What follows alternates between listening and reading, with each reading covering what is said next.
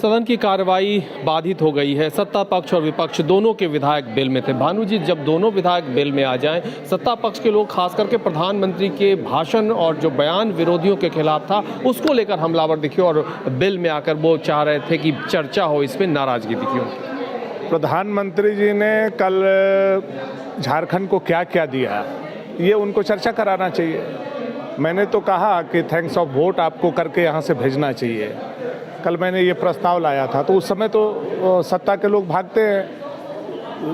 प्रधानमंत्री ने जो कुछ दिया झारखंड को दिया, झारखंड के 3.5 करोड़ लोगों को दिया। आप उनके लिए 2 शब्द नहीं धन्यवाद का, बधाई का दे पा रहे हैं। तो आपकी मानसिकता इतनी संकीर्ण हो गई है, सोच इतना छोटा हो गया है कि धन्यवाद बधाई के जगह पर उनके पॉलिटिकल भाषण को लेकर के आप हाउस में ये एडजॉर्न करा रहे हैं। तो मुझे लगता है ये, और मैं स्पीकर साहब को क्या बोलूं, स्पीकर साहब तो खुद मतलब ऐसा लगता है कि अध्यक्ष नहीं होकर के वो सत्ता के संरक्षक हैं और सत्ता के संरक्षण के लिए ही वो चेयर पे बैठे हुए हैं। कभी भी न्यूट्रल होकर के सारे लोगों के सोचने का काम, बोलने का काम, सारे लोगों को लेकर के चलने का काम उनके द्वारा नहीं होता। अच्छा, इरफान अंसारी कह रहे थे कि बीजेपी के कई विधायक उनके संपर्क में और राज्यसभा की दोनों सीट वो जीत जाएंगे। इरफान को कौन नोटिस करता है? जब उनको इरफान को उनका पार्टी के लोगों ने नहीं सुना, दौड़ा के भगा दिया इरफान को।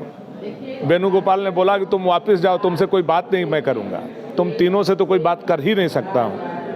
न उनका पार्टी उनको नोटिस कर रहा है, न उनके क्षेत्र के लोग उनको नोटिस कर रहे हैं, न हाउस में उनका कोई वैल्यू है। इतना छोटा छोटा और हल्का बात बोलते हैं। देखिए, मैं ये बात बोल रहा हूँ कि इनके अंदर में जो लड़ाई है, जो विवाद है, जिस हिसाब से ग्रुप है, इस हिसाब से ये बटे हुए हैं। तो हम तो भविष्य में ये देख रहे हैं कि दोनों सीट भाजपा के खाते में आने वाली है। कैसे?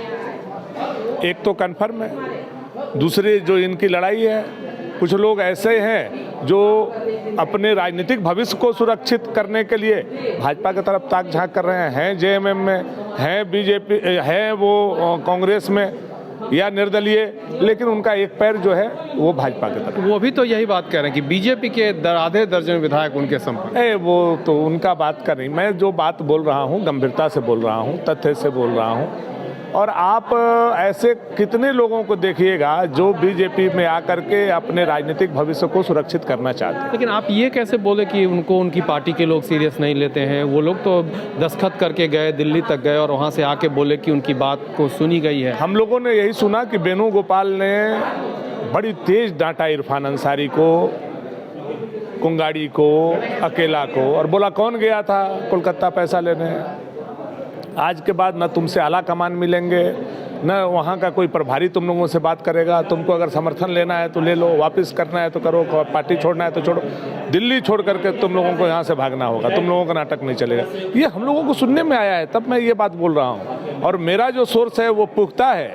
ये कोई हल्की बात मैं आपके मीडिया के माध्यम से मतलब अपना कोई गेन करने के लिए नहीं बोल रहा हूँ। इन लोगों को वर्चुअली डांट करके वहाँ से भगाया गया है, तुम लोग वापस जाओ। वैसी स्थिति में ये लोग वापस हुए।